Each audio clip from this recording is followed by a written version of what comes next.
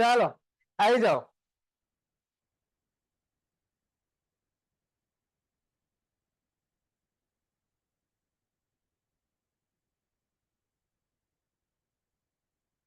નાનકડો જિલ્લો છે.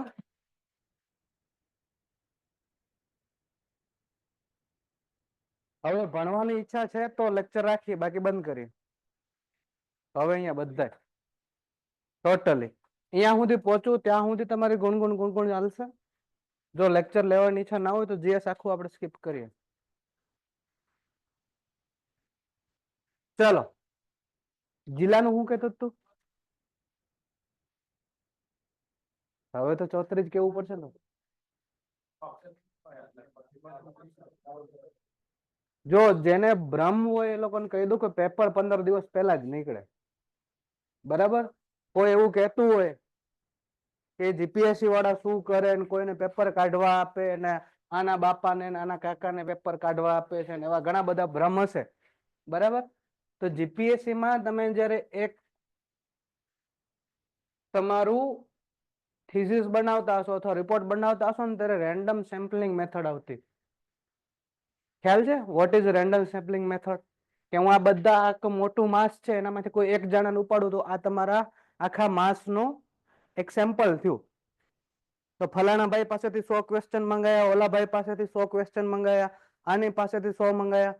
એટલે બીવીએમ નો એક પ્રોફેસર હોય કે મારી પાસેથી 30 ક્વેશ્ચન મંગાવીને બીવીએમ વાળાને આપી દે લો આ 30 ક્વેશ્ચન. બરાબર. અને બીવીએમ વાળા મોજમાં આવી જાય કે 30 માર્ક્સ તો પાક્કા આપણે બધાથી આગળ. બરાબર. એમએસ વાળા કોઈ ખારા પ્રોફેસર હોય તો એની પાસે કીધું કે તમે બી સાહેબ 50 ક્વેશ્ચન મોકલજો. બરાબર. એમ કરતા કરતા 1961 થી માંડી અને અત્યાર સુધી હરેક કોલેજોમાંથી જ્યારે બી નવી એક્ઝામ લેવાય ત્યારે પ્રશ્નપત્રો મંગાવવામાં આવતા હોય, એટલે કે પ્રશ્નો મંગાવવામાં આવતા હોય. બરાબર.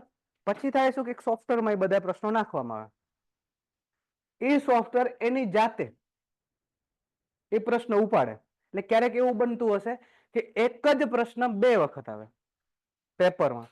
ક્યારેક એક જ પ્રશ્ન 2 વખત પૂછાય પણ ભાષા એની અલગ હોય, જવાબ સેમ આવતો હોય. જો હ્યુમન કાઢેલું હોય, એક જ માણસે પેપર કાઢેલું તો આવી એરર આવે? પોસિબલ જ ના. તો એટલે કહું છું કે કોઈના ભ્રમમાં, કોઈ ખોટી વાતોમાં કે એવી રીતના નહીં રહેવું. જીપીએસસી પાસે હજારો ક્વેશ્ચન છે, આપણી પાસે જે બુકો છે એના કરતા બી વધારે. એ સેમ્પલ માંથી ઉપાડે છે ને એનામાં પાછા કોડિંગ કરેલું હોય કે એક ક્વેશ્ચન એને ઉપાડ્યું, ક્વેશ્ચન 1 તો ઉપાડ્યું એટલે વંચાતું નહીં હોય એની પાસે, એનામાં આવી એરર આવે. આવા કોડિંગ થતા હોય. સીધી પ્રિન્ટ કમાન્ડ આપે ને એટલે પેપર પ્રિન્ટ થઈને નીકળે. અને એ સ્પેસિફિક અમુક પ્રિન્ટિંગ પ્રેસો હોય, એટલે કે જેના કાકા મામા દાદા એમ કહેતા હોય કે વાંધો ને બેટા તે જેટલી તૈયારી થાય એટલી કર, બાકી આપણે ફોડી લેવું. તો એ પછી કોઈક બીજા ધંધાની વાત કરતા હશે. જીપીએસસી માં પેપરમાં કાંઈ થશે નહીં. અને જીપીએસસી નું પર્ટિક્યુલર એક માણસ એક સબ્જેક્ટનું પેપર કાઢતું નથી. આ મગજમાં હોય કાઢી નાખજો. રેડી? ચાલો, હવે કોઈને કઈ આજુબાજુનું પ્રશ્ન પૂછી લો, નહીતર આપણે ચાલુ કરીએ. નર્મદા નદીના નામ પરથી આ જિલ્લો પડ્યો છે. આગળ આપણે એક બીજી નદીના નામ ઉપરથી જિલ્લો ભણ્યા હતા, તાપી અને બદમાસકાંઠા. બરાબર. બદમાસકાંઠામાં 2 ગેંગો પડી હવે. બરાબર. હવે સૌથી વધારે તાલુકા 11 તાલુકા વાળા તમારે 3 જિલ્લા યાદ રાખવાનું થશે.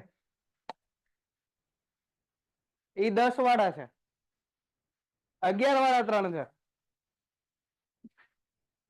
કચ્છ 10 વાળો, રાજકોટ 11 વાળો. બરાબર. સૌથી વધારે જિલ્લા અને તાલુકા અને ગામડા. આ ક્વેશ્ચન હવે નલ એન્ડ વોઇડ ગણાશે. બરાબર. કે બદમાસકાંઠા કોમ્પિટિશન ની બહાર. ડેલહાઉસી, ભાગલા પાડો ને રાજ કરો.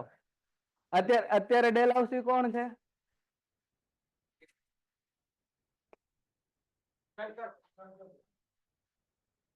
એનાથી તો કશું જ ન થાય દોસ્ત. એક જ માણસ છે. તમે બંધારણ વ્યવસ્થિત ભણ્યા હોય તો રાજ્યમાં કોઈ પણ જાતની સરહદ સીમા અને ફેરફાર કરવી હોય, જો સ્ટેટની મેટર હોય તો રાજ્યપાલ કરે. જો કેન્દ્રની મેટર હોય તો કોણ કરે? રાષ્ટ્રપતિ. અને આ બે ખંભા એવા છે કે જેના ખંભા ઉપર બંદૂક ફોડવામાં આવે. કરે કોણ? તો મુખ્યમંત્રી. બરાબર, રાજ્યનું હોય તો મુખ્યમંત્રી અને કેન્દ્રનું હોય તો વડાપ્રધાન. બરાબર, એનામાં બી જુદાઓ છે. હવે એક ખંભાથી ભાર નથી જલાતો ગુજરાતમાં, તો બે ખભા રાખવામાં આવ્યા છે. મુખ્યમંત્રીનું કઈ નહીં હાલતું, રાજ્યપાલનું કાંઈ નથી હાલતું. બંદૂક કોણ ફોડે છે? આપણા કાકાશ્રી. બરાબર, નામ નો લેવાય, પછી કાકા બીજે ત્યાં ભણાવવા આવે જિલ્લા, આના 4 ટુકડા કરે. ચલો, હવે જો સૌથી વધારે ગામડા અને સૌથી વધારે જિલ્લાની અંદરનું, જો તુક્કો અત્યારે આપણે કઈ નથી મારું, હું એક વખત એનાલિસિસ કરી લઉં ક્યાં વધારે ઓછું છે. બરાબર, પછી એનો એપ્રોપ્રિએટ આન્સર આપણે આપણા મટીરિયલમાં લખશું.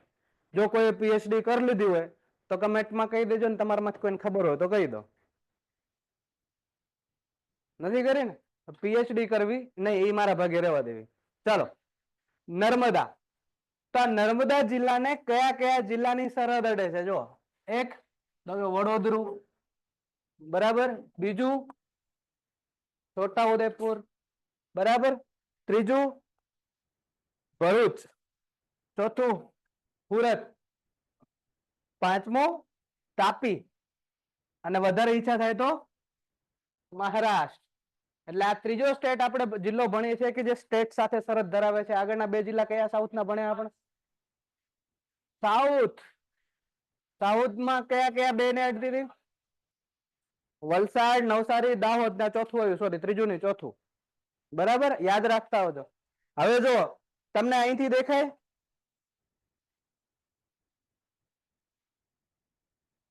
અહીંથી દેખાય તમને કઈક નર્મદા નદી છે, અહીંથી ક્યાંક થી એન્ટર થઈ.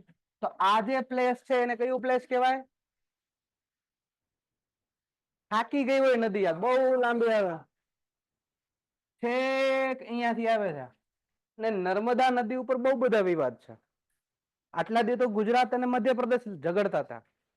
હવે તમે જો નદીની ઉત્પત્તિ છે ને, અહીંયા આવેલું એક નાનકડું આપણું બહુ અહિંસાવાદી સ્ટેટ છે જેનું નામ છે છત્તીસગઢ. બરાબર, મધ્યપ્રદેશ થી થોડાક ઉપર. એ છત્તીસગઢ અને મધ્યપ્રદેશની બોર્ડર ઉપર, એટલે કે ડુંગર છે અમરકંટકના જે છે એ ક્યાં આવેલા છે? છત્તીસગઢમાં. નદી છે, નદીનું પાણી ક્યાંથી આવે? મધ્યપ્રદેશમાં. એટલે કે છત્તીસગઢ માંથી નીકળે પાણી, બધું કોણ વાપરે? આપણે આપણા ભાઈનો બદલો લીધો ટૂંકમાં.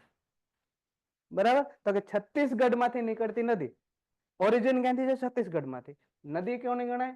મધ્યપ્રદેશની. બરાબર, અને મધ્યપ્રદેશ થી અહીંયા મહારાષ્ટ્ર છે આટલામાં ખાલી. એક મિનિટ, આ બોર્ડર થોડીક વધારે છે. અહીંયા ઓકે, ઓકે જ છે, ઓકે જ છે, ઓકે જ છે. મહારાષ્ટ્રમાં એ નદી આવે છે થોડીક. બરાબર, હવે થાય કેવું છે કે નદી આવી અંદર આપણા ગુજરાતમાં, તો આગળથી અને ટોટલ લંબાઈ કોઈ કહેશે મને કેટલી છે? કંઈક 12-13 કિલોમીટર જેવી હોય. એને ઊંધું કરી નાખો, 13-12 કિલોમીટર, 1312 કિલોમીટર લંબાઈ છે નર્મદા નદીની. અને ઈ જ ગુજરાતમાં પૂછે તો 158.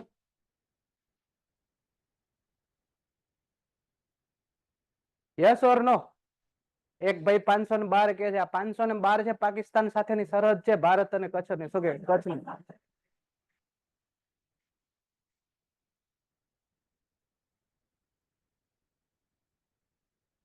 158 જ આવે છે.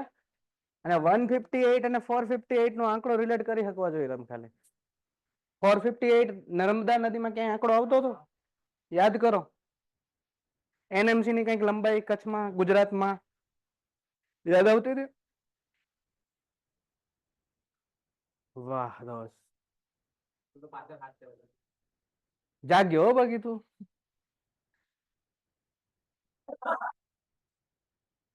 કર્યું, ચાલુ કર્યું, ચાલુ છે. ચાલો, જો નર્મદા નદી ઇમ્પોર્ટન્ટ છે આપણા માટે. આગળ હજી એક મેં વસ્તુ યાદ રખાવી હતી કે કેટલા નાના મોટા ચેક ડેમ છે.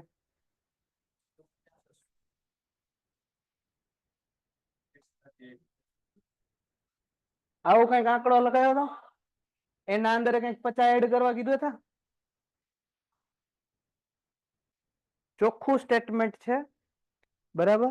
હમણાં કોઈ એક્ઝામ આપી જેટીપી ની કોઈ જુનિયર ટાઉન પ્લાન ને મને કોઈ કીધું કે આ સ્ટેટમેન્ટ એના અંદર પૂછાણું, એટલે કોઈ પેપર આપ્યું હોય તો મને મોકલજો. એક આપણામાં આવે છે સ્ટુડન્ટ, હજી આવ્યો નથી, એને કદાચ આપી છે, બરાબર. ચલો અહીંયા જો કરજણ નદી છે, નાંદોદ છે, અહીંયા રાજપીપળામાં એક મહેલ છે, બરાબર. એ મહેલ શેના માટે વખણાય છે તો કે અહીંયા 1000 બારીઓ છે. એ મહેલ ની અંદર કેટલી બારીઓ? 1000 બારીઓ. પછી આ તિલકવાડા તાલુકો છે, આ ગુરુડેશ્વર છે, અને ગુરુડેશ્વર ઉપર આપણે શું બનાવેલ છે? Pickup weir. શું બનાવ્યું છે? Pickup weir. આ આપણી કેવડિયા કોલોની. કેવડિયા કોલોની ની આજુબાજુ આપણા બે મોટા સ્ટ્રક્ચર, એક એસએસડી અને બીજું સ્ટેચ્યુ ઓફ યુનિટી. પછી આ શૂલપાણેશ્વર છે, એ શું છે તો કે અભયારણ્ય છે. આ અભયારણ્ય અંદર બે મોટા ધોધ આવેલા છે. કયા કયા બે ધોધ છે? કર્યા વાળા બોલો. કયું? એક છે ઝાંઝરી. કયું ધોધ છે? ઝાંઝરી. અને એક એની બેક સાઈડમાં છે, હું તમને બે ધોધના વિડીયો દેખાડીશ. ચલો, જિલ્લાની સ્થાપના 1997 આવે એટલે કોણ યાદ કરવાના આપણે? કયા બાપાને યાદ કરવાના? 2 ઓક્ટોબર 1997. કોણ હોય? શંકરસિંહ વાઘેલા. મુખ્ય મથક કયું છે? રાજપીપળા. તો જિલ્લાના નામ અને મુખ્ય મથક અલગ હોય એવું જિલ્લો એટલે આપણો નર્મદા, બરાબર. કયા કેટલા તાલુકા છે આની અંદર તો કે 5. કયા છે તો કે તિલકવાડા, ગુરડેશ્વર, રાજપીપળા, ડેડિયાપાડા અને સાગબારા. ત્યાં સાગનું લાકડું બહુ મસ્ત મળે.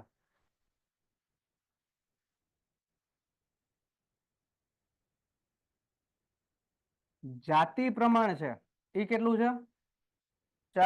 949. હવે એક સ્ટુડન્ટ નો ડાઉટ હતું કે સાહેબ જાતિ પ્રમાણ તો સમજાય છે કે દર 1000 પુરુષોએ સ્ત્રીઓની સંખ્યા, તો શિશુ જાતિ પ્રમાણ એટલે શું? કદાચ પૂછાઈ જાય.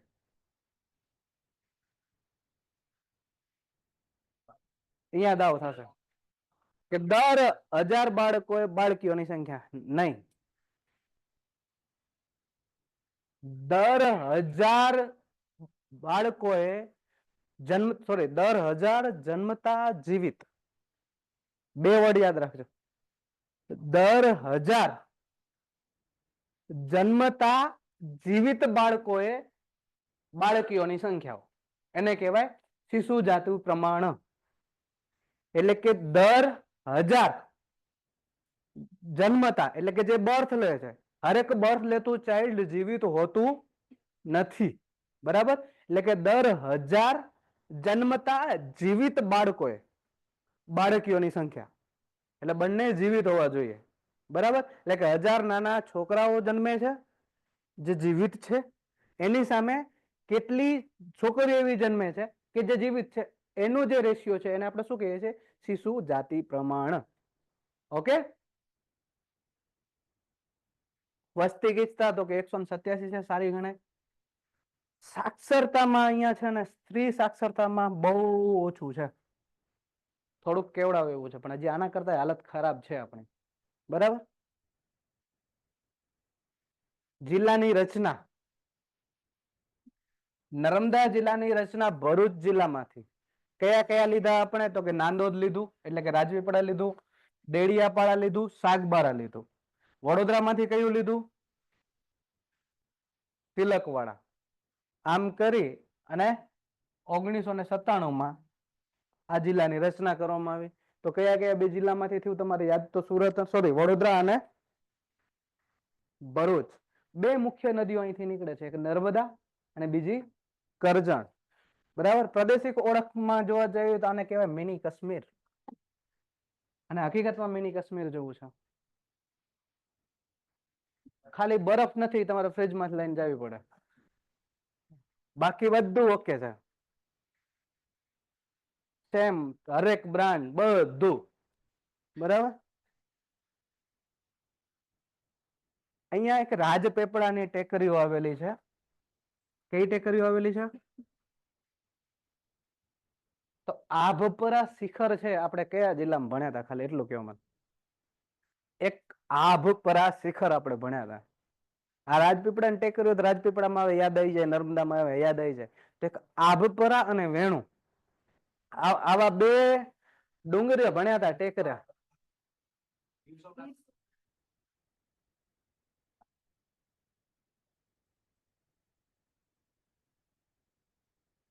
એક પોરબંદર કે, એક ગીર સોમનાથ કે, એક દ્વારકા કે, કોઈ જામનગર કહી દો, કોઈ રાજકોટ કહી દો, પછી નીચેથી કોઈ જુનાગઢ કહી દો.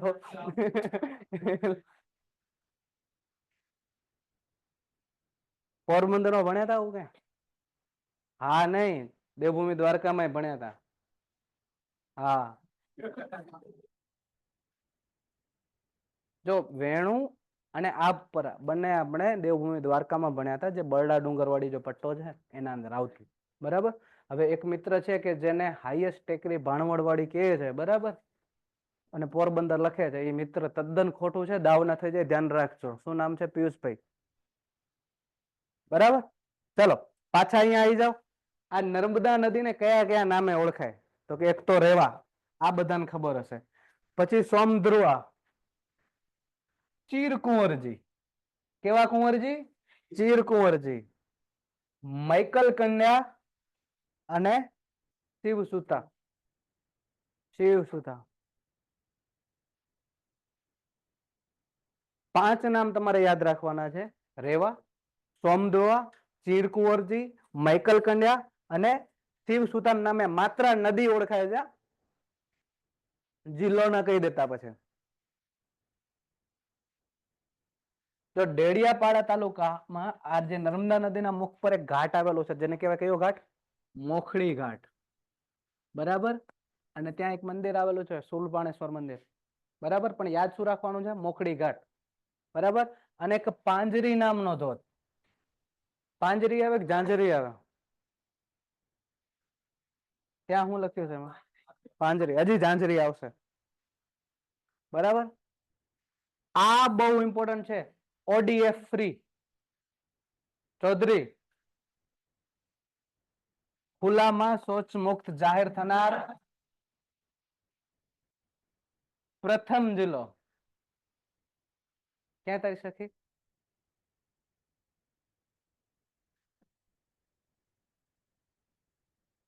નર્મદા જિલ્લા છે એ ગુજરાતનો પહેલો એવો જિલ્લો બન્યો છે જે ખુલ્લામાં શૌચ મુક્ત જિલ્લો છે. ઇન શોર્ટ, આનાથી બીજું તારણ એવું નીકળે કે ત્યાંના તલાટીશ્રીઓ, સરપંચશ્રીઓ, નાયબ મામલતદારશ્રીઓ અને મામલતદારશ્રીઓએ એવી ઉત્કૃષ્ટ કામગીરી દેખાડી છે, કાગળિયા ઉપર હરેક ઘરને ટોયલેટ બનાવી દીધું છે. બરાબર. એટલે પંચાયત સિરીઝ કોઈ જોઈ હોય તો. બરાબર. એવા શૌચાલય બધાના મળી ગયા છે. બરાબર. આને એને વાસ્તવિકતાને કાંઈ લેવા દેવા નથી.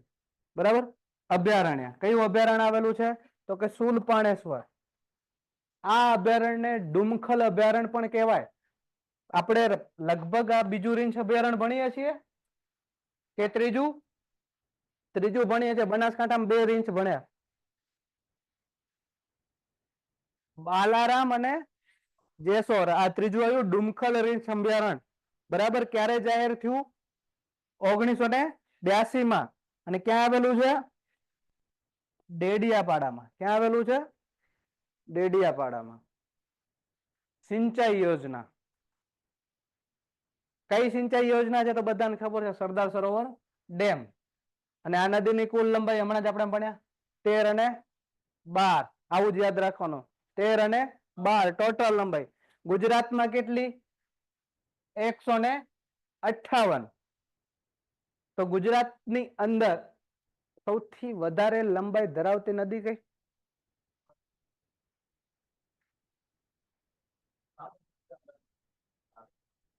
એ સાબરમતી.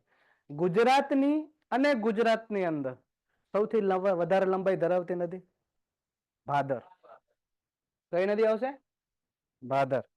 એટલે કે આનામાં જો ડાઉટ શું થશે કે એક ગુજરાતની અંદર, એટલે કે ગમે ત્યાંથી આવતી હોય ગુજરાતમાં જે લંબાઈ હોય એ. બીજું ટ્વિસ્ટ ક્યાં થઈ જશે કે ગુજરાતની અને ગુજરાતમાં જ, એનામાં ધ્યાન રાખજો, બરાબર, દાવો ન થઈ જાય. સૌરાષ્ટ્રની સૌથી મોટી ભાદર ને ગુજરાતની સૌથી મોટી ભાદર, પણ ગુજરાતમાં એવું કીધું હોય તો સાબરમતી. ઓકે, જો હજી કોઈ ડાઉટ છે હું કેવા માંગુ છું એ?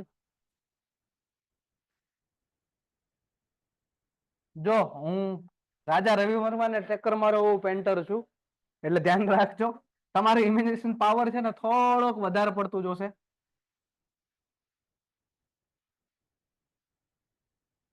મારા માટે ગુજરાત એટલે આ, અને હું ભારત ક્યારે તમને કહીશ એટલે મારા માટે ભારત આ રહેશે.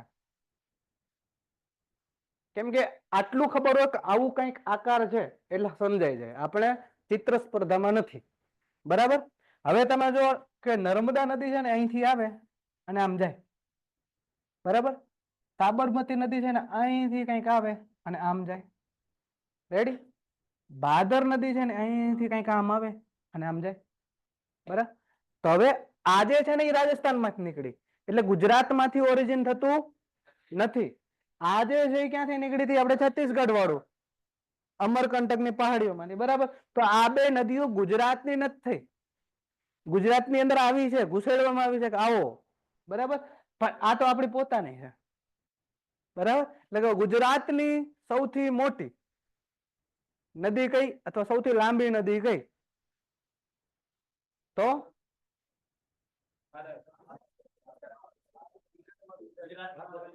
ગુજરાતી ગ્રામર ના નું ની ના ભણ્યા નથી, હમણાં જ સાહેબ કરીને ગયા કથા.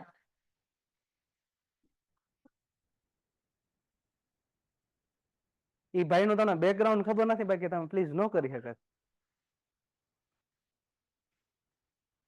ઘરમાંથી ઉપાડે એમ જાય ભાઈ. ની, ના, નું, આ બધું હોય તો કયું સમાસ આવે?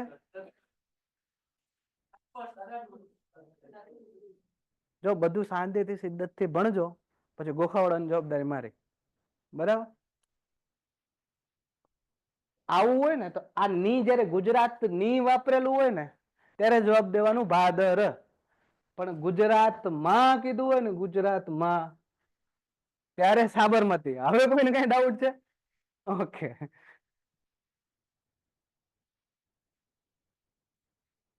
ચલો. સરદાર સરોવર ડેમની જે માંગણી કોના દ્વારા કરવામાં આવી? સરદાર પટેલ દ્વારા બંધ બનાવવાની માંગણી કરવામાં આવી. અને 1965 ની અંદર આનું ઉદ્ઘાટન કોણ કરે છે? તો કે જવાહરલાલ નહેરુ દ્વારા આનું પહેલું શિલાન્યાસ કરવામાં આવ્યું. અને ઉદ્ઘાટન કોને કર્યું? મોદી બાપાએ. જે આપણી ટોપ એફઆરએલ છે કેટલી છે? 138.68. હવે તો ડેસિમલ યાદ હોવા જોઈએ. અને મેક્સિમમ લેન્થ ડેપ્થ પૂછી હોય તો કેટલી છે? Height maximum.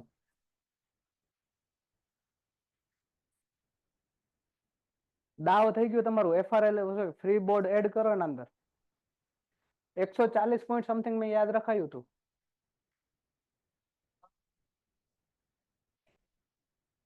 એફઆરએલ છે 138.68. એના ઉપર આપણે ફ્રી બોર્ડ છોડીએ. એ મેક્સિમમ એની ડેમની હાઈટ છે આપણી. એફઆરએલ એટલે કે જ્યાં સુધી પાણી ભરી શકીએ, અને ડેમ હાઈટ એટલે કે જ્યાં સુધી આપણું સ્ટ્રક્ચરની હાઈટ છે એ. 140 પોઈન્ટ કંઈક સમથિંગ મેં યાદ રખાવડાવ્યું, યાદ કરો. કાંઈ વાંધો નહીં, હવે તો યાદ રહેશે ને. 140 સમથિંગ છે કંઈક. ચાલો, આ વીજળી કેટલી ઉત્પન્ન કરીએ છીએ? 1450. સાઉથ કઈ ટાઈપે આપણે વીજળી બનાવીએ? 1450 મેગાવોટ છે, તો એના અંદર બે ટુકડા કરી દઈએ આપણે. એક કંઈક 250 વાળું હતું, એક કંઈક 50 વાળું હતું. કેનાલ બેડ કેટલું છે? હું મારા ઓલાને વાત કરું છું દોસ્ત, ક્યાંક ખોવાયેલો છે. ક્યાં ખોવાયેલો છે? જોતો ને. તો હવે અહીંયા આવી જા. ચાલ, વાંચતા છો કે નહીં વાંચતા છો? એ યાદ રહેતું છે નથી.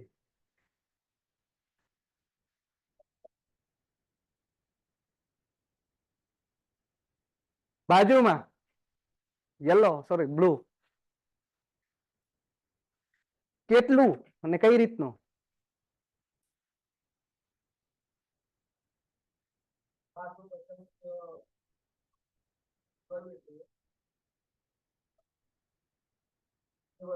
જે હોય એ.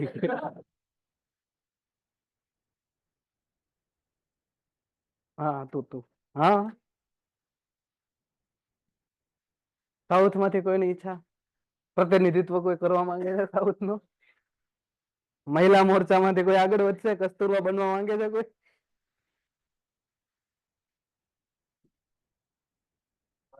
હા ઓકે. હવે રિવરમાં આપણે કઈ ટાઈપના ટર્બાઇન મૂકેલા છે? સમૂહમાં આવડે. હમણાં એક એક ને પૂછ્યું હોત ને તો ચાલ. પછી કેનાલ બેડ ઉપર કાપલાન. યાદ રાખજો મારા ભાઈઓ, દાવ થઈ જશે. 200 ને 1250 ખાલી આટલું તો યાદ રાખવાનું છે. હવે નંબર્સ ઓફ ટર્બાઇન પૂછ્યા હોય તો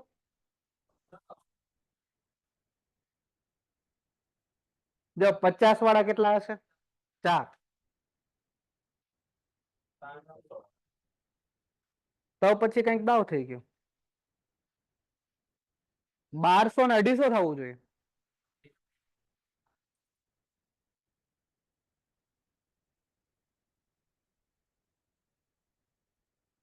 થાય છે ને કન્ફ્યુઝન? ડેટા આવે ને થયો ને દાવ. સ્ટેટમેન્ટ નું વિચારીને ત્યારે દાવ થાય. ને આપણને સાચું જ લાગે 1450 નો આંકડો મેચ થવો જોઈએ ને થઈએ જાય. ઓકે સ્મિત, તારું સાચું છે. સ્ટેટમેન્ટમાં આવશે ક્વેશ્ચન કે ટોટલ આપણે જળ વિદ્યુત કેટલું ઉત્પન્ન કરીએ છીએ? 1450 મેગાવોટ. આટલું તો બધા ટીક કરી દેશે. કાપલાન અને ફ્રાન્સિસ એનામાં દાવ રમશે કે 1200 કોનામાંથી ને 250 કોનામાંથી એના ટર્બાઇનની સંખ્યામાં રમશે. બરાબર. મને આ તમારી 3 એક્ઝામોમાંથી એક એક્ઝામમાં આ પૂછાય એવું દેખાય છે. તાપ જળ વિદ્યુત મથકની કેપેસિટી. બરાબર.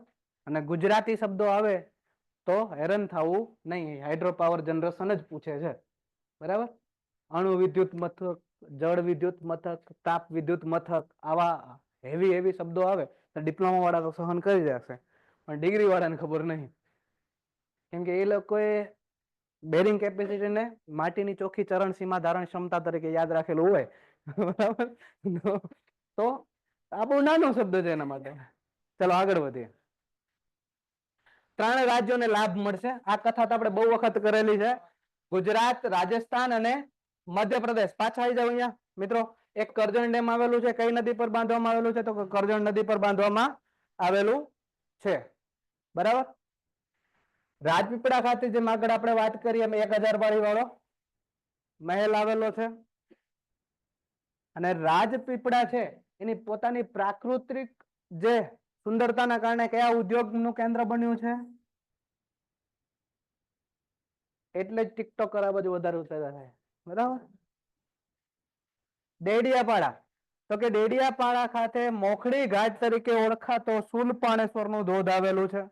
કયા ઘાટ તરીકે ઓળખાતો? મોખડી ઘાટ તરીકે ઓળખાતો શૂલપાણેશ્વર નો ધોધ આવેલો છે. પછી એક બીજો ધોધ આવેલો છે જેનું નામ છે નિનાઈ ધોધ. કયો ધોધ? નિનાઈ ધોધ. અને એક છે ગરુડેશ્વર. બરાબર. ગુરુડેશ્વરમાં ગીરખાડી ગામે સૌથી નજીક સ્ટેચ્યુ ઓફ યુનિટીની જીરવાણી ધોધ. કયો ધોધ?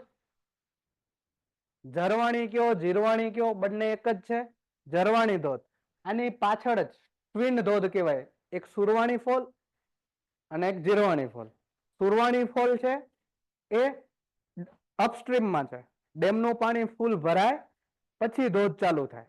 અને આ ડેમમાંથી પાણી છોડવામાં આવે અથવા જે વરસાદ આવે એના કારણે ચાલુ થાય. જીરવાણી અને સુરવાણી યાદ રાખજો. વર્ષ 2019માં ગુજરાતમાં સૌપ્રથમ રિવર રાફ્ટિંગની શરૂઆત કરવામાં આવી. ક્યાંથી કરવામાં આવી? સ્ટેચ્યુ ઓફ યુનિટી યાદ રાખજો, કેવડિયા કોલોની યાદ રાખજો અથવા નર્મદા જિલ્લો યાદ રાખજો. સી પ્લેન કથાનો સૌથી મોટો વિષય.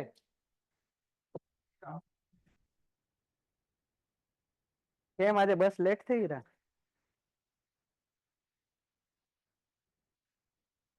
અમદાવાદ થી રિવરફ્રન્ટ થી ક્યાં? કેવડિયા અને અમદાવાદ રિવરફ્રન્ટ થી દરોઈ ડેમ, સ્ટેચ્યુ ઓફ યુનિટી. આની પણ આપણે બહુ સારી એવી કથા કરેલી છે, લાંબી કથા નહીં કરીએ તો ક્યાં આવેલી છે? તો કે વિંધ્યાચલ અને સાપુતારાની પર્વતમાળાની વચ્ચે, સાતપુડા.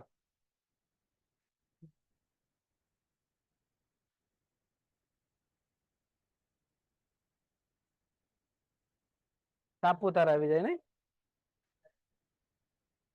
આમ આઘું પાછું થઈ જાય. આ યાદ રાખજો, સાધુ બેટ પાસે. ક્યાં? સાધુ બેટ પાસે. 182 મીટરની હાઈટ છે અને શિલ્પકાર કોણ છે? રામવનજી સુતાર. બાંધકામ કોને કર્યું? હવે બ્રોન્ઝ ક્લેડિંગ કયા ને પૂછું? સ્વેચ્છાએ આ શું છે? ચાઇનાની કંપની છે, પણ નામ પૂછીશ કંપનીનો નહીં આવડે, વિશ્વાસ છે મને. ટીક્યુ આર્ટ ગેલેરી.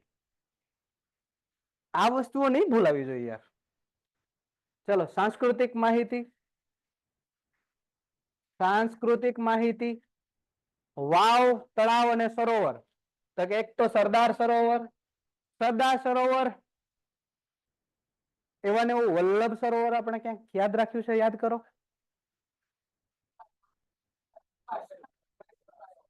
ઓકે, બરાબર. અહીંયા જો એક વણઝારી વાવ આવેલી છે.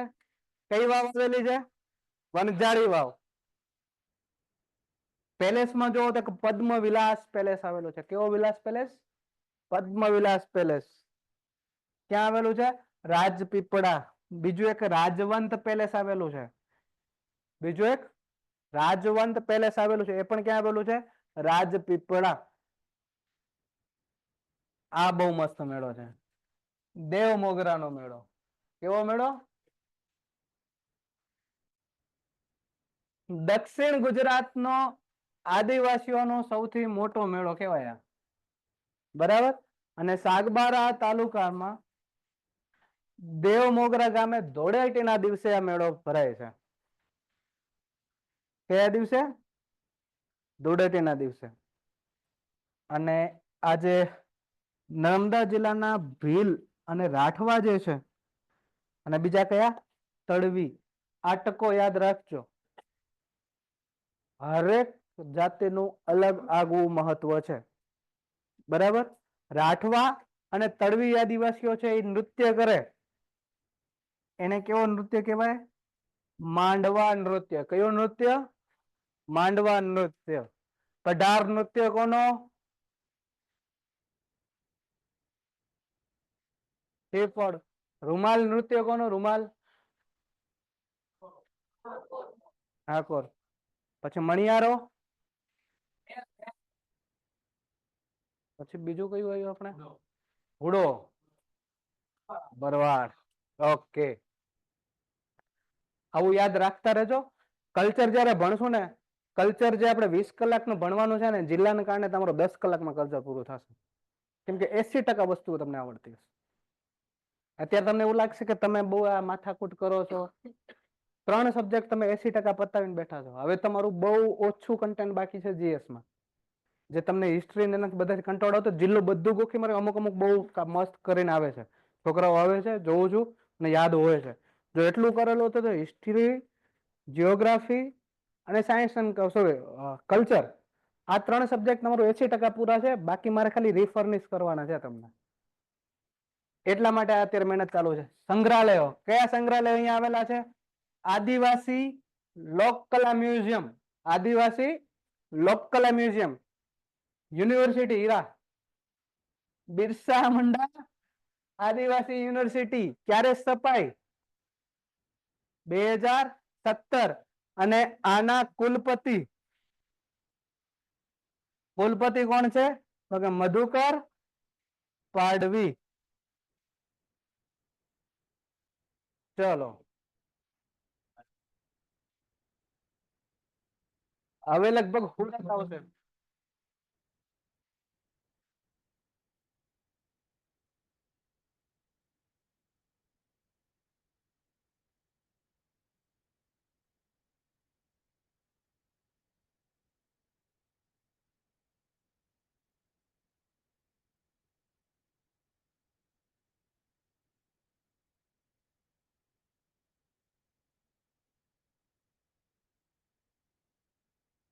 આ જિલ્લો છે ને આમ હાવ નકામો છે પણ આપણા માટે બહુ કામનો છે. હીરા આ બધા સુરત સુરત શું કે મને ખબર નથી એવું કઈ નથી ને. ચાલો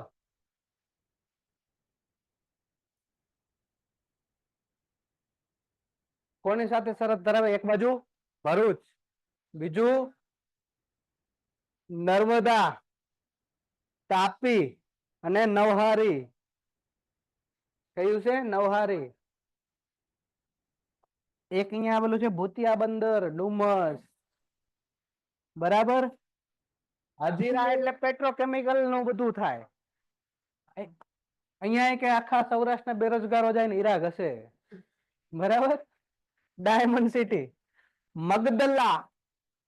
આ મગદલા છે ને એ એક વખતનું બહુ ખતરનાક પોર્ટ હતું અંગ્રેજો વખતનું. ત્યાંથી વેપારી પ્રવૃત્તિઓ બહુ વધારે થતી. બરાબર. પછી સુવાલીની ટેકરીઓ આવેલી છે. બાકી તો જો આ તાપી નદી છે એ સેન્ટર માંથી કટ કરતી એવું લાગે. અને તાપી નદી ઉપર અહીંયા કાકરાપાર ખાતે આપણે અણુ વિદ્યુત મથક આવેલું છે. કેવું? અણુ, ન્યુક્યુલર. એવું જ આવે ને કે ન્યુક્યુલર આવે? કારણ કે ફ્યુઝન અને ફ્યુઝન બે પ્રોસેસ હોય. એકમાં જો દાવ થઈ જાય તો ગુજરાત પૂરું. બરાબર. એવું જ આપણે ભાવનગરમાં બનાવવાના હતા. ભાવનગરની પ્રજાએ કર્યો વિરોધ. એટલે એ આપણે ક્યાં મોકલી દીધું? આંધ્રપ્રદેશ. બરાબર. કેન્સલ કર્યું. અને ન્યુક્લિયર પાવર પ્લાન્ટ જેટલું ટેરિટરીથી દૂર હોય એટલું સારું. બરાબર. હવે કયા કયા તાલુકા છે? તો કે ઉમરપાડા, માંગરોળ, આ માંડવી કચ્છ વાળું નથી. બરાબર.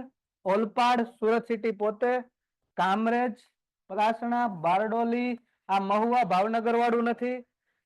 84 ના 83 ના 85 જોઈએ છે 84. બરાબર. ચલો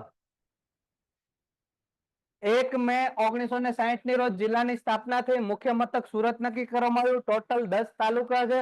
એના પરથી સુરત સિટી પોતે, ઓલપાડ 84, માંડવી, મહુવા, બારડોલી, પલસણા, કામરેજ, માંગરોળ અને ઉમરપાડા જેવા તાલુકા આવેલા છે.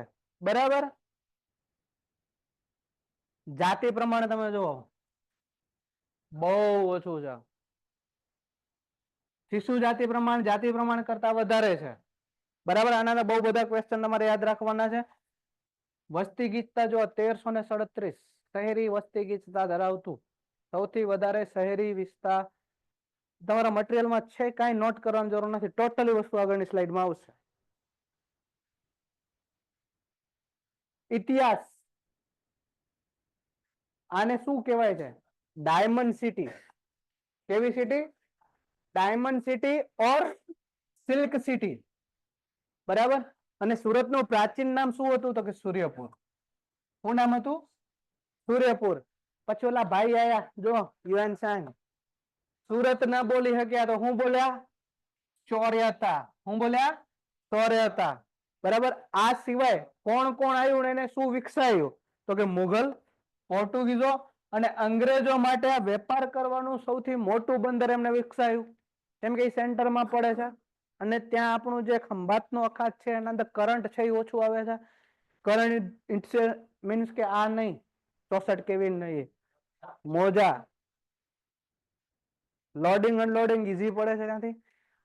સુરતને ઇતિહાસમાં બાબુલના મક્કા કે મક્કા બારી તરીકે ઓળખવામાં આવતું.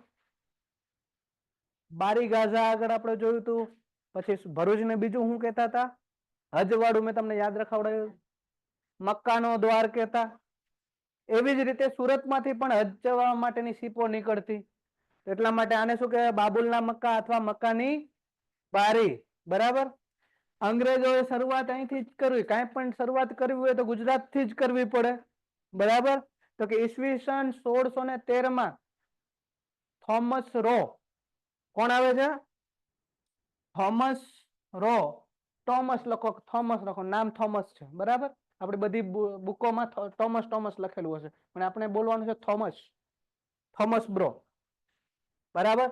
થોમસ રોય કોની પાસેથી પરવાનો મેળવ્યો? જહાંગીર પાસેથી. કોની પાસેથી? દમક દમક દમ દમબર બાબર કા બેટા હુમાયુ વાળું પિયર્સ ની એડ આવે છે ને, એ પણ આખી સિક્વન્સ યાદ રખાવડાવે છે, પણ આપણને તો ઓલી માસીને જ જોવાની ઈચ્છા હોય. બરાબર.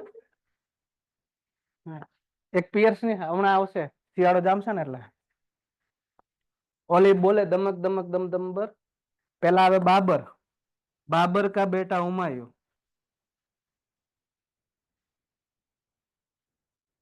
હુમાયુ નો અકબર નું પાક્યો કપાતર એટલે જહાંગીર. પણ તમારા માટે ખુશખબરી એ છે કે મેડિવલ આપણા સિલેબસ થી બહાર કાઢી દીધું છે, એટલે તમારે એક મુગલ બાદશાહ યાદ રાખવાનું નથી. બરાબર છે.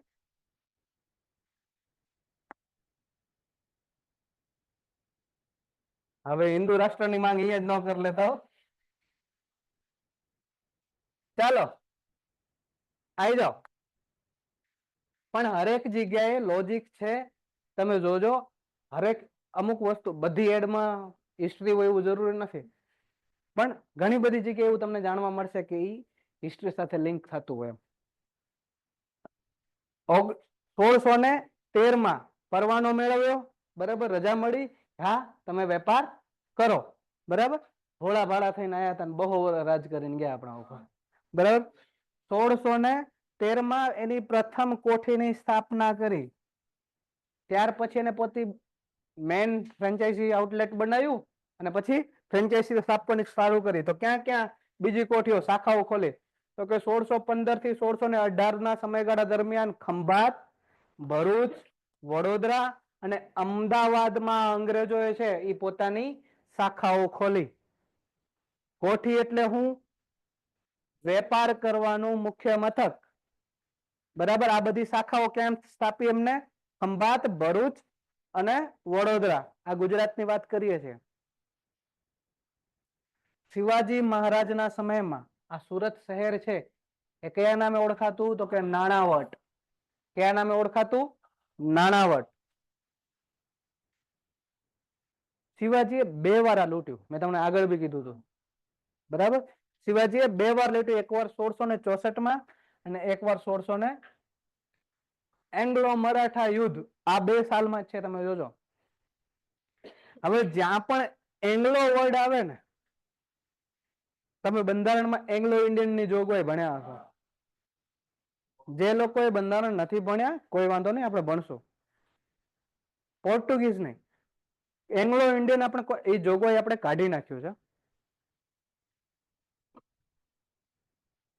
તો એંગ્લો ઇન્ડિયન એટલે એવી વસ્તુ કે જેના માતા કે પિતા 2 માંથી એકનો જન્મ સ્થાન ભારત નથી, બરાબર. એંગ્લો ઇન્ડિયન એને કહેવાશે કે જે યુકે અથવા વેલ્સ એટલે કે ગ્રેટ બ્રિટન એટલા દેશોમાંથી એના માતા પિતા બિલોંગ કરતા હશે, માતા અથવા પિતા 2 માંથી એક, અને 2 માંથી એક ઇન્ડિયન બિલોંગ કરતા હશે, તો એના જે વંશજો હશે એને એંગ્લો ઇન્ડિયન કહેવાશે. અને એંગ્લો ઇન્ડિયન માટે આપણે રાજ્યસભા લોકસભાની અંદર 1 સીટ, 2 સીટ, હજી કહું આગળ, અને રાજ્યસભામાં 1 પણ નહીં, બરાબર. 2 સીટોનું આયોજન કરે હતું, અને જરૂર પડે તો વિધાનસભા અને વિધાન પરિષદની અંદર 1 સીટનું જાતિ પ્રમાણના આધારે આપણે બંધારણમાં ઉલ્લેખ છે. પણ અમિત શાહ અને નરેન્દ્ર મોદીનું હુજું કે આ ભાઈ આપણા તો નો જ કહેવાય, બરાબર. તો વર્ષ 2022-23 ની અંદર સંસદે કાયદો પસાર કર્યો, અને એના અંદર એવું કહેવામાં આવ્યું કે એંગ્લો ઇન્ડિયન માટે રાખવામાં આવતી અનામતની સીટો છે આજથી અમે રદ બાતલ ગણીએ છીએ. એટલે કે તમારે કોઈ યાદ રાખવાની જરૂર નથી, ખાલી એટલું યાદ રાખવાનું છે કે આવી કોઈ જોગવાઈ હતી, બરાબર. તો આપણે હતા મરાઠા યુદ્ધો ઉપર. તો શિવાજીએ 1964 અને 70 2 વખત સુરત લૂંટ્યું. એવું કહેવાય છે કે સુરતના વેપારીઓએ છે ને અંગ્રેજોની બીકથી એવું કીધું હતું કે મહારાજ અમારે તમને ડોનેશન તો આપવું છે, પણ અમે ખુલ્લી છાતીએ નહીં આપી શકીએ, તમે આવો અને લઈ જાઓ, અમે કહેશું કે અમે લૂંટાઈ ગયા, બરાબર. અને આ બે ડેટ છે એ એંગ્લો મરાઠા યુદ્ધની છે. એંગ્લો વર્ડ આવ્યું એટલે ખબર પડે ને કે એના અંદર ખાલી એકલા અંગ્રેજો નહીં હોય, બરાબર. એના અંદર ભારતની અમુક હશે ગદ્દારો એની જોડે યુદ્ધ કરવા વાળા. તો મરાઠાના બે યુદ્ધ યાદ રાખજો, સાલ બી જ છે. ઓકે. પછી દિવાળી ઉપર આપણા બાપા ને દાદા ગોતતા હોય હવે નવું પંચાંગ લાવો, નવું પંચાંગ લાવો. તો શુદ્ધ ગુજરાતી ભાષામાં પંચાંગની શરૂઆત સુરત થી થઈ. અને સુરતમાં કોને કરી? તો કે ઈચ્છારામ સૂર્યરામ દેસાઈ દ્વારા. આના પહેલાનું જે પંચાંગ આવતું એ કઈ ભાષામાં આવતું? હિન્દી અથવા સંસ્કૃત.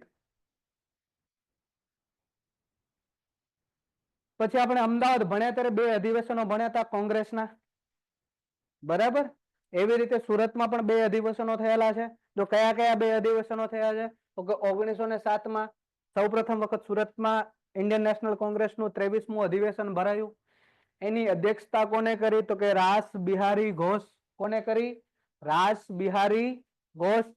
બીજું જે અધિવેશન છે ગુજરાતનું એટલે કે 1938 માં ક્યાં ભરાણું? તો કે હીરપુરા ખાતે.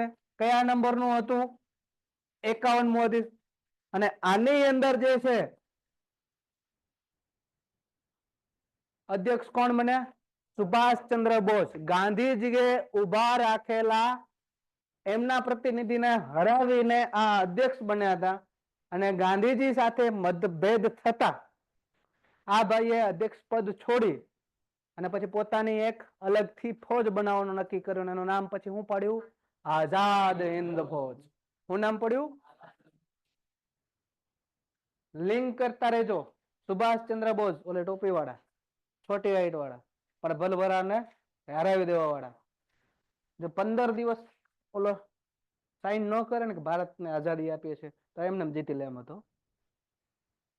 અંદમાન નિકોબાર ટાપુ જીતી જ લીધા હતા એને, બરાબર. કોની વાત કરી રહ્યા છીએ આપણે? સુભાષચંદ્ર બોઝ. પ્રાદેશિક ઓળખ. જો પ્રાદેશિક ઓળખ તો કે તાપી નદીના ઉત્તરે, તાપી નદીના ઉત્તરે અહીંયા બીજી બે નદીઓના નામ છે, યાદ રાખજો. મહી થી ઢાઢરના મુખ પ્રદેશના કિનારે, મહી થી ઢાઢરના મુખ પ્રદેશના કિનારે આશરે 30 મીટર ઊંચી કાપની રચાયેલી કરાડ એને સુવાલીની ટેકરીઓ તરીકે ઓળખવામાં આવે છે. તમે જાઓ ગમે ત્યારે નદી છે દરિયાને મળે એટલે તેની કાપ ઠલવતી હોય, બરાબર. તો એના અંદર આવું આવું કંઈક બને, બરાબર, લેયર. તો આ જે લેયર બને છે ને પછી આમ ફ્લેટ ગ્રાઉન્ડ ચાલુ થઈ જતું હોય. તો આ જે વસ્તુ છે ને એને કહેવાય કરાડ. શું કહેવાય? જે આડી આમ લાઈન થતી હોય ને આમ ત્રાસી, એને કહેવાય કરાડ. તો આ બહુ ઊંચી હાઈટમાં છે આ કરાડ. તો એને આપણે શું કહીએ છીએ? સુવાલીની ટેકરીઓ. સુરતના નકશામાં અહીંયા ક્યાંક આપણે ભણ્યા હતા, બરાબર. તો સુવાલીની ટેકરીઓ ક્યાં આવેલી છે? પહેલું ક્વેશ્ચન. માહિતી ઢાઢરના મુખ પ્રદેશ. હવે મુખ પ્રદેશ સમજીએ. મુખ પ્રદેશ કોને કહેવાય? દ્રોણમુખ તો આપણે સમજ્યા હતા, ભાવનગરમાં ભણ્યું હતું, બરાબર. આ મારી નદી છે, બરાબર. અહીંયા ક્યાંક દરિયો હશે અથવા રણ પ્રદેશ હશે. તો જ્યાં નદી દરિયા કે રણ પ્રદેશને મળવાની હોય ને ત્યારે એની જે ઓરિજિનલ ડેપ્થ હોય ને, સોરી વિડ્થ હોય ને, એનાથી એની વિડ્થ વધી જાય એટલે કે આમ સ્કેટરિંગ થાય, બરાબર. તો આ જે વિસ્તાર જે પહોળું થયું અને અહીંયા એનો કાપ ઠલવાશે. જો એનું ફ્લો બહુ જોરદાર હોય ને તો કાપ ઢસડીને લઈ જાય. પણ એરિયા મોટો થયો, તમે FM માં ભણ્યા Q is equal to AV, બરાબર. હવે એરિયા મોટો થાય તો ફ્લો છે એ ઘટે, ડિસ્ચાર્જ તો કોન્સ્ટન્ટ છે આપણો. તો ફ્લો ઘટશે તો સેટલિંગ વેલોસિટી ઘટી જશે. તો જે પાર્ટિકલ્સ હશે, જે કાપ હશે એ બેહવાનું ચાલુ કરશે. તો અહીંયા જે કાપ ભેગું થાય, બરાબર, એના કારણે જે વિસ્તાર બને અથવા તો આ જે આખું વિસ્તાર છે એને શું કહેવાય? મુખ પ્રદેશ. શું કહેવાય? મુખ પ્રદેશ. હવે તમે બધી નદીઓના નામ એવું જાય હશે, તાપી નદી, આ નદી, તે નદી. એક મહી નદી એવી છે કે જે મહીસાગર તરીકે ઓળખાય. શા માટે? એ જ્યારે સાગરને મળે છે ને ત્યારે સાગર કયું છે, નદી કઈ છે ને ઓળખવું અઘરું પડે છે. એનું પટ એટલો મોટો થઈ જાય છે કે નરી આંખે સામેનો કાંઠો નથી જોઈ શકાતો. એટલા માટે એ નદીને સાગરની ઉપમા મળી છે. બરાબર. મોટું મુખ પ્રદેશ હોવાના કારણે એને સાગરની ઉપમા મળી છે. એ નદીને મહી નદી નહીં પણ મહી સાગર છે એમ. બરાબર. ચાલો હવે જે તમે નાનું મોટું જે યાદ રાખતા હતા ઓછું વધુ એનું એક હારે બધું આવે છે. એટલે ગોખવાની કેપેસિટી નું જે બટન છે એ દબાઈ દેજો. જાતિ પ્રમાણ તો કે સૌથી ઓછું લિંગ પ્રમાણ ક્યાં છે? સુરતમાં. સૌથી વધારે ક્યાં? તાપી. બીજા નંબરે ડાંગ. 1007, 1004 યાદ હોવું જોઈએ યાર. સૌથી ઓછું શહેરી લિંગ પ્રમાણ પણ ક્યાં છે? સુરત. અને વધારે ડાંગ. સૌથી ઓછું શિશુ લિંગ પ્રમાણ પણ સુરતમાં. સૌથી વધારે ડાંગ. ગુજરાતમાં સૌથી વધુ સાક્ષરતા ક્યાં? સુરત. સૌથી ઓછી ક્યાં આવશે? દાહોદ. દાહોદ. પર્ટિક્યુલર એક શહેરને હું કામ ટાર્ગેટ કરો છો દોસ્ત? હમણાં દાહોદ વાળો ગોધરા વાળો ઉભો થશે ને ધીબીડી નાખશે. સાલા મેં તો ભણેલું છું. બરાબર. સૌથી વધારે વસ્તી વૃદ્ધિ દર ક્યાં છે? સુરતમાં. બૌદ્ધ સંપ્રદાયની સૌથી વધારે વસ્તી ક્યાં છે? સુરતમાં. અને સમગ્ર ગુજરાતમાં સૌથી વધારે વસ્તી ગીચતા પણ ક્યાં છે?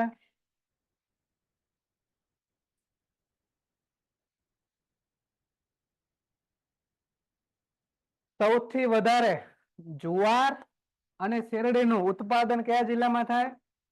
સુરત. ચૌધરી સૌથી વધારે જુવારનું ઉત્પાદન અહીંયા આવ્યું. વાવેતર ક્યાં આવ્યું હતું?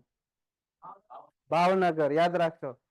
બરાબર. ઉદ્યોગોમાં જોવા જાઓ તો હીરા ઉદ્યોગ, કાપડ ઉદ્યોગ અને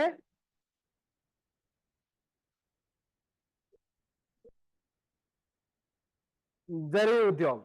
આ ત્રણ માટે આ શહેર વખણાય છે. બરાબર. તો વિશ્વનું ત્રીજા ભાગનું હીરાનું કટિંગ પોલિશ કરવાનું કામ ક્યાં થાય? 1/3 કે 2/3 ત્રીજા ભાગનું એટલે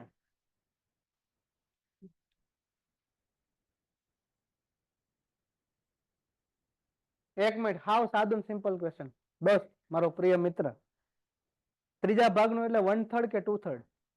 તો બરાબર. હવે જાગે છે.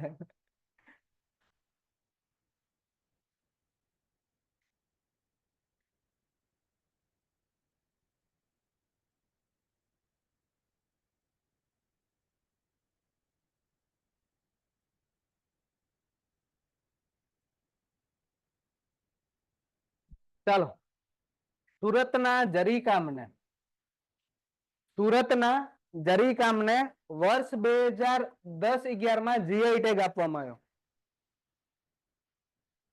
GI tag. આપણે આગળ જીઆઈ ટેગ બીજા ઘણા બધા ભણ્યા છીએ. ગુજરાતમાં રેશમી સાડીઓમાં વિશેષ જરીનો ઉપયોગ કરવામાં આવે છે જેને શું કહેવાય? કિનખાબ. That is કિનખાબ. સુરખાબની નાની બેન કિનખાબ. બરાબર. બીજું કે ત્યાં ઠંડી બહુ પડે છે. બરાબર. બહુ બધી પડતી છે. એટલે કે વોટર હીટર બનાવવાના ઉદ્યોગમાં સુરત જિલ્લો છે એ પ્રથમ સ્થાને આવે છે.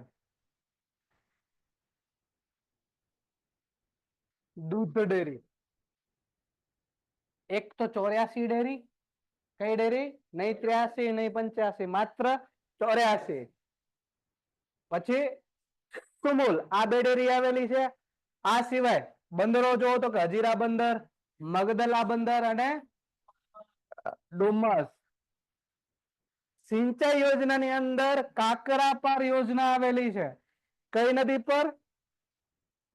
કઈ નદી પર?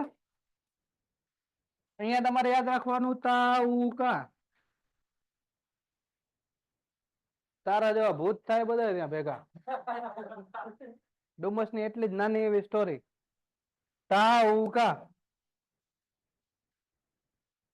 તાપી નદી છે. શું છે?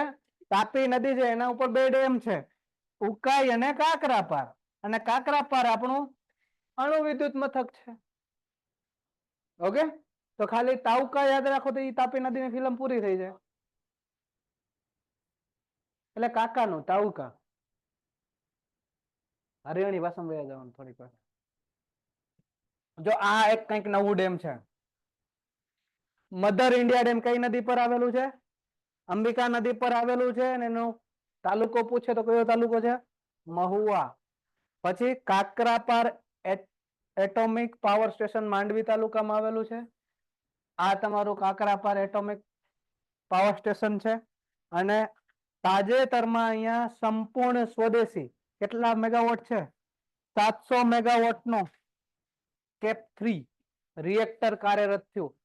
આ રિએક્ટર નું નામ છે કેપ 3. શું નામ છે? કેપ 3. સંશોધન કેન્દ્રો કયા કયા સંશોધન કેન્દ્ર છે? તો કે કેટલ બ્રીડિંગ ફાર્મ આવેલું છે. ઇંગ્લિશ મીડિયમ કોણ છે ભાઈ? કેટલ એટલે શું થાય?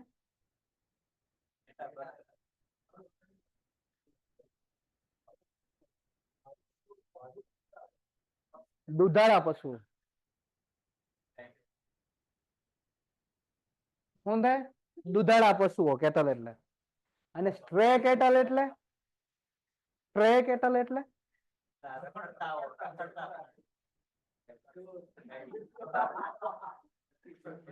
સખી મંડળ.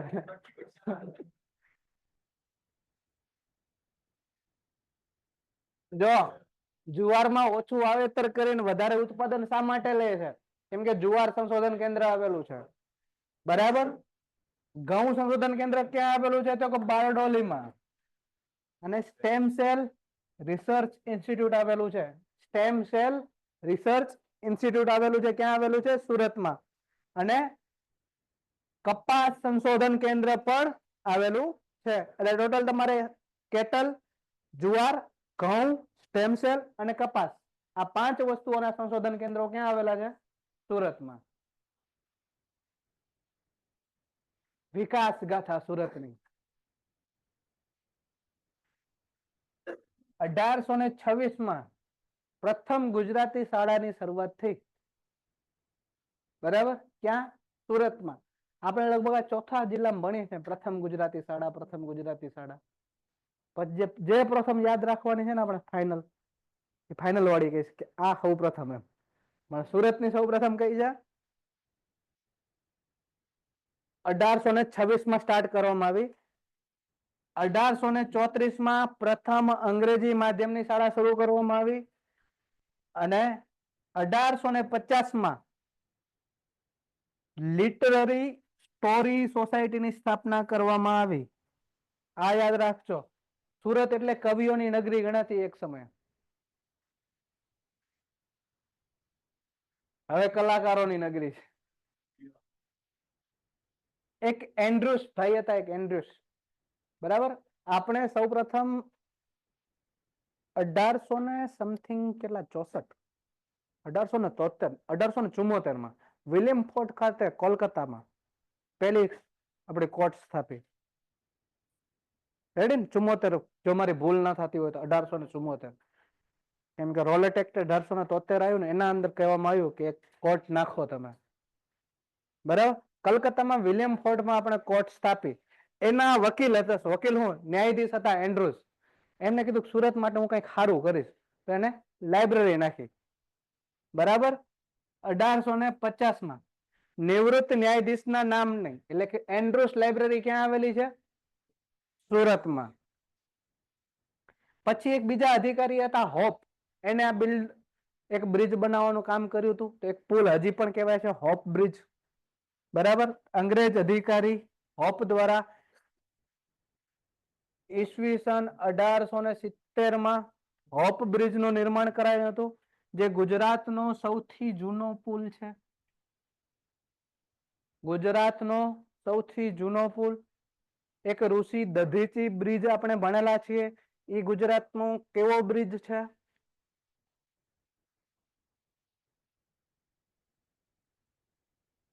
ચલો દધીચી બ્રિજ ક્યાં આવેલું છે?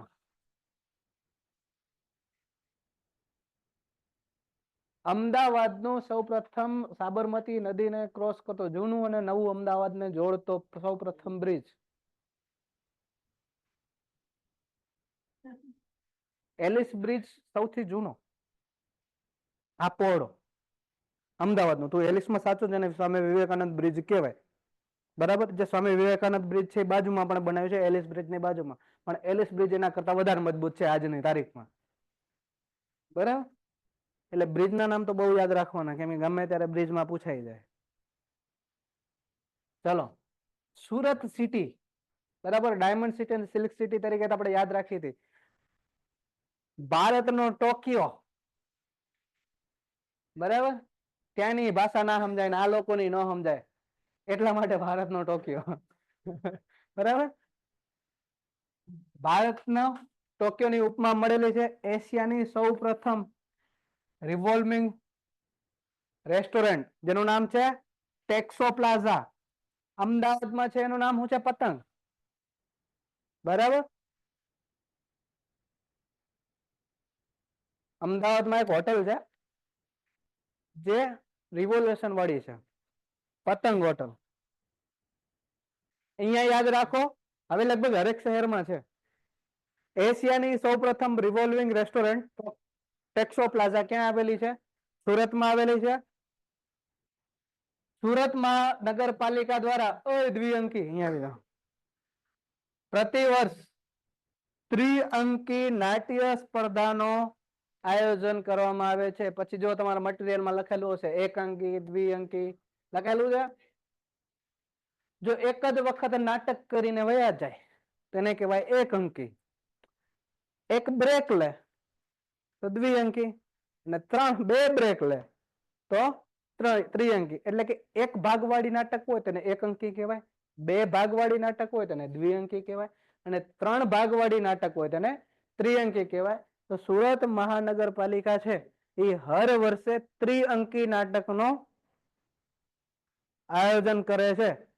બરાબર. આપણા ક્લાસમાં એક કવિવર પધારેલા છે, કવિ સંમેલનમાં જવાનો બહુ ઊંચો શોખ ધરાવે છે.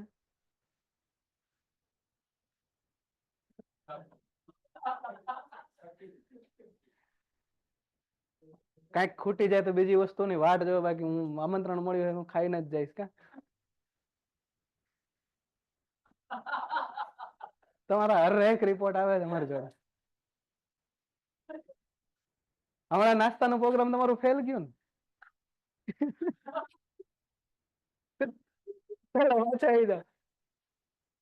હમણાં હું આપણે એકેડમીમાં પાછલી બેચ વાળા હોય છે ને, એ ટીટી ગોતતા હોય, એટલે કે ટક ટાળવું, એમ કે એક ટક કઈ રીતે ટાળી શકાય. એને અમારી ભાષામાં અમે ટીટી કહીએ, ટીટી ગોતતા હોય એમ. તો આપણે તો એક સેમિનાર હતો, ચલો ભાઈ નીચે નીચે બધાને પરચી બાંટતો હતો કે અમારે ત્યાં સેમિનાર છે, આવજો, નાસ્તાનું આયોજન છે. આ કે કામની વાત છે, બાકી બધું છોડો.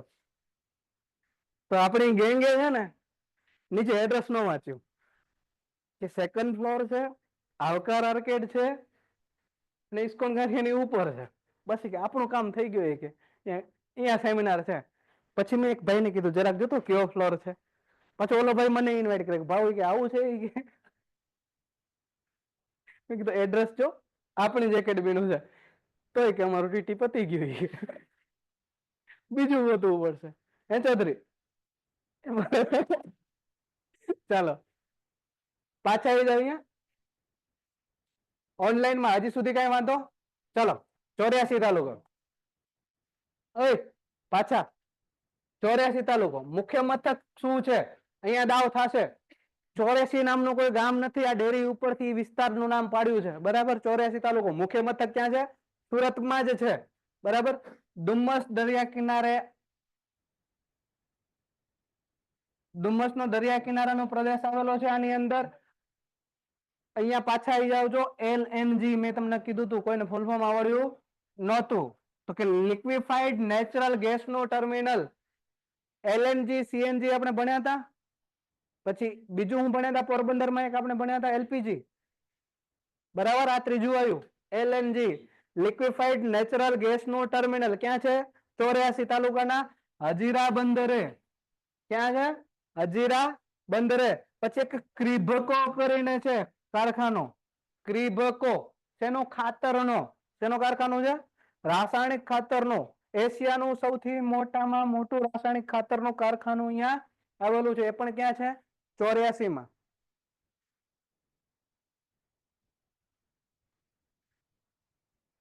અહીંયા જોજો, લાર્સન અને ટુર્બો. LNT શું બનાવે છે? તો કે જહાજ બનાવે છે. કોના માટે? વેપારી જહાજો ઉપરાંત ઇન્ડિયન નેવી અને કોસ્ટગાર્ડ માટેના જે જહાજો છે એનું કારખાનું LNT નું ક્યાં આવેલું છે અથવા બનાવવાનું સ્થળ ક્યાં આવેલું છે? સુરતના 84 તાલુકામાં.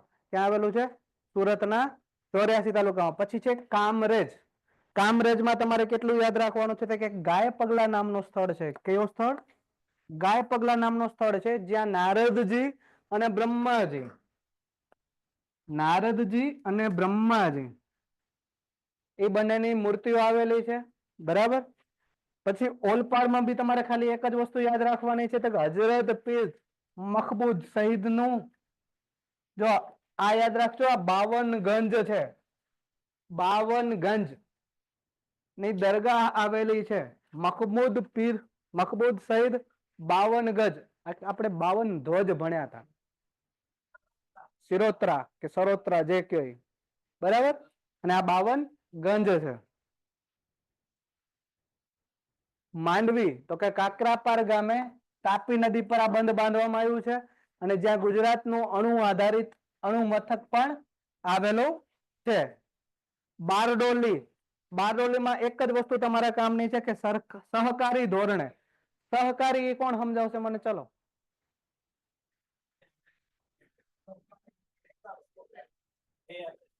તમે બધા ભેગા મળી ને એક કંપની સ્થાપો. બરાબર. કે એના માટે જે પણ પ્રોફિટ આવશે આપણે બધાય બોનસ સ્વરૂપે બાંટશું. બોનસ ઓર ડિવિડન્ડ સ્વરૂપે બાંટશું. એને કહેવાય સહકારી. ઈ તમે સ્ટોક માર્કેટની અંદર એવી કંપનીને લિસ્ટ કરી શકો નહીં. બરાબર. સૌથી મોટી આવી સહકારી કંપની કઈ છે? અમૂલ. બરાબર. તો કે ગુજરાતનું સૌપ્રથમ 1956 માં સૌપ્રથમ સહકારી ધોરણે ચાલતું ખાંડનું કારખાનું આવેલું છે. કયું કારખાનું? ખાંડનું કારખાનું. ક્યાં સ્થપાયું? બારડોલી ખાતે.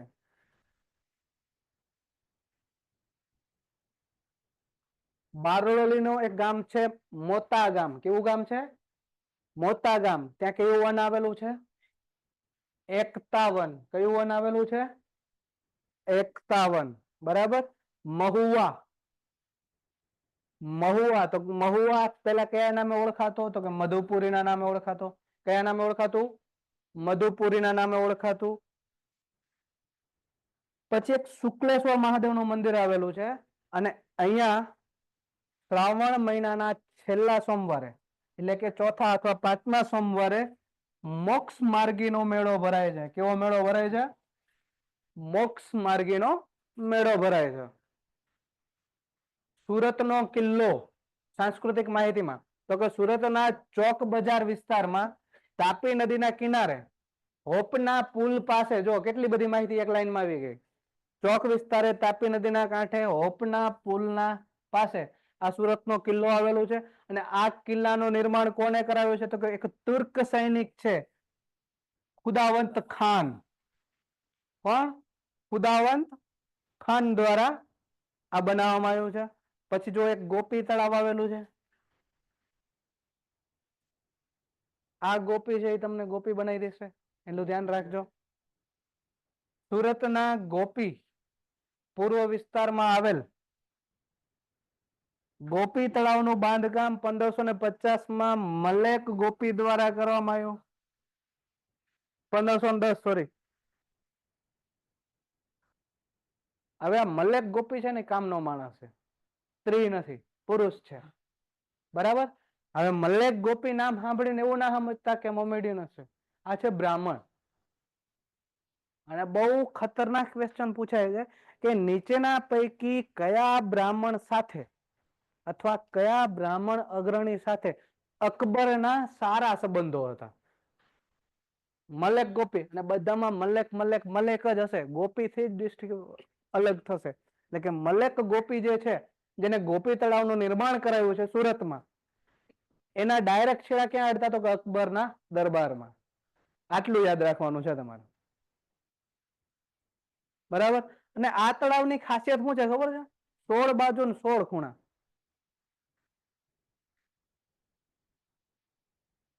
16 બાજુ અને 16 ખૂણા આવેલા છે. અને 2016 થી જ આપણે ચાલુ કર્યું ગોપી કલા મહોત્સવ. શું ચાલુ કર્યું? ગોપી કલા મહોત્સવ. અને જો ગોપી તળાવ દેખાય છે,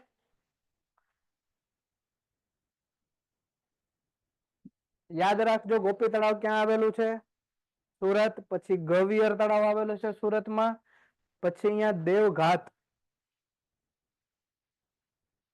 રેડી છે ને? પેલા ખોટું લખ્યું હતું, સુધરાવ્યું છે મારી પાસે, એનામાં જો સુધારેલું હશે. દેવધાર લખ્યું હતું મેં. સુરત વાળા કે ઈ નહીં ચાલે, નહીં ચાલે, આવું તો નામ છે જ નથી, બરાબર. દેવઘાટ, દેવઘાટ ધોધ આવેલું છે. ક્યાં આવેલું છે? ઉમરપાડા તાલુકામાં આવેલું છે. ઉમરપાડા તાલુકામાં આવેલું છે. મેળા અને ઉત્સવો તો ગુજરાતના સૌથી વધારે મેળા ક્યાં ભરાય? સુરતમાં ભરાય છે ભાઈ, બરાબર. જેમાં ખાસ કરીને માંગરોળના ભાટકોલનો કયો? કોઠવાનો મેળો. કેવો મેળો? કોઠવાનો મેળો અને મિયા બાવાનો મેળો. ભાટકોલમાં બે મેળા ભળે, એક મિયા બાવા અને બીજો કોઠવાનો મેળો. આ સિવાય મહુવામાં એક ગોળ ઘોડીનો મેળો ભરાય. ગોળ ઘોડીનો, ગોળ ગધેડાનો નહીં, ભરાય છે ગોળ ગધેડાનો મેળો. દાહોદમાં, દાહોદ ભણવાનું બાકી? ભણી લીધું હમણાં? બાકી ને તો બરાબર. ત્યારે હું ગોળ ગધેડાનો મેળો ભણાવીશ. એ ગધેડાની જેમ માર ખાઈને ગોળ લે ને એના જ લગ્ન થાય, બાકી ન થાય.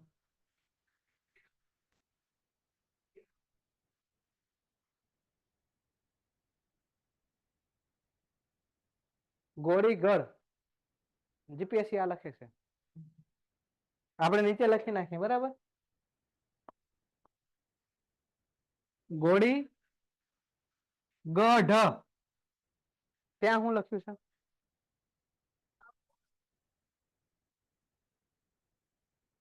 જો તમારા એક મિત્ર સુધરાવે છે, યાદ રાખજો કે ગોળ ઘોડી કે ગોળી ગઢ બંને એક જ છે.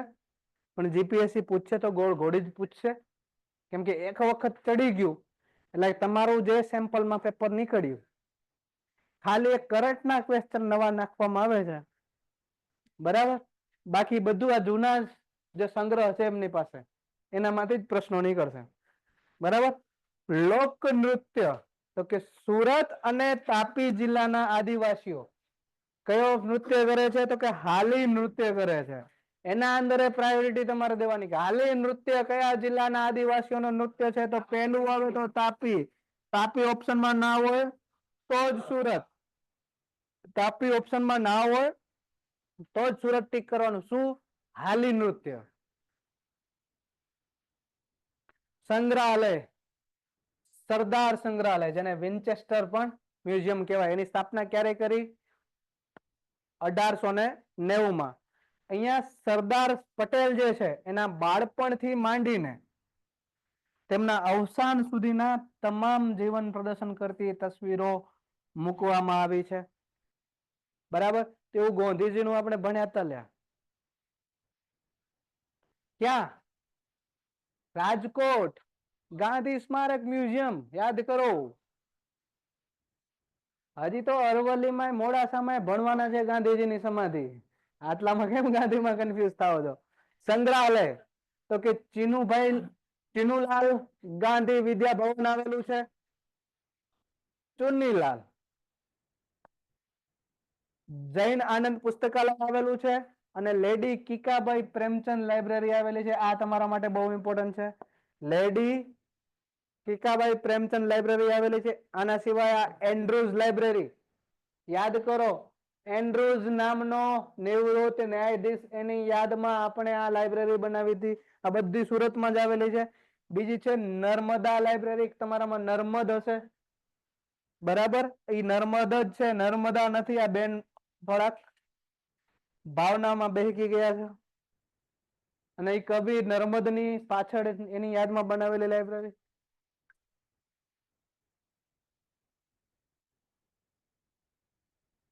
મહત્વની યુનિવર્સિટી અને વિદ્યાપીઠ કઈ કઈ યુનિવર્સિટી આવેલી છે? તો કે વીર નર્મદ દક્ષિણ યુનિવર્સિટી ગ્રેજ્યુએશન નું લાયસન્સ આપતી સાઉથની એકમાત્ર યુનિવર્સિટી. ફોર્મ ભરો, ગ્રેજ્યુએશન ની ડિગ્રી લઈ જાઓ, બરાબર. જેમ આપણે સૌરાષ્ટ્ર યુનિવર્સિટી છે સૌરાષ્ટ્રમાં, આ બાજુ હેમચંદ્રાચાર્ય છે, બરાબર, બધે કાગડા કાળા જ છે. ફોર્મ ભરો, ડિગ્રી લઈ જાઓ. ઓલું આમ ઘા કરવાને કે કેટલી દૂર જાય છે? તો કે 70, તો કે 70 માર્ક્સ મોકલો. કે 8 ફૂટ દૂર જાય છે? તો કે 80. એટલે સૌરાષ્ટ્રના પેપર તો બહુ ગજબ રીતે ચેક થાય છે. Sardar Vallabhbhai Patel national institute of technology, આને શું કહેવાય? SVNIT, બરાબર. ગુજરાતની પ્રથમ મહિલા યુનિવર્સિટી જેનું નામ છે વનિતા વિશ્રામ મહિલા યુનિવર્સિટી. વનિતા વિશ્રામ મહિલા યુનિવર્સિટી આવેલી છે ક્યાં? સુરત ખાતે. પછી છેલ્લું ટોપિક સુરતનો, નર્મદ સાહિત્ય સભા.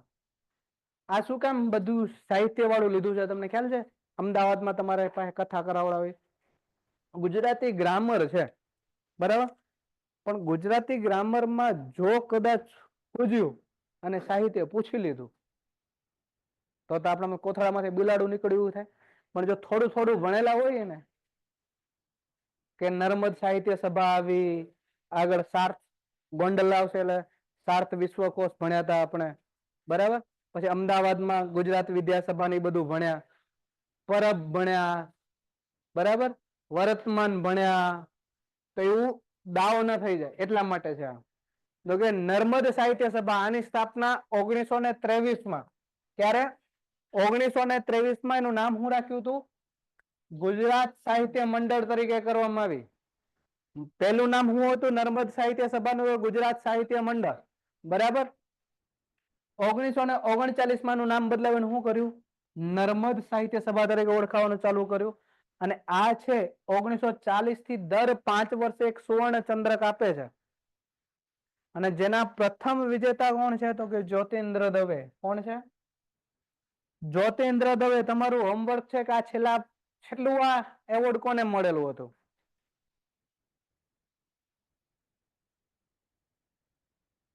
છેલ્લું નર્મદ સુવર્ણ ચંદ્રક કોને મળેલું છે? એ તમારું હોમવર્ક છે.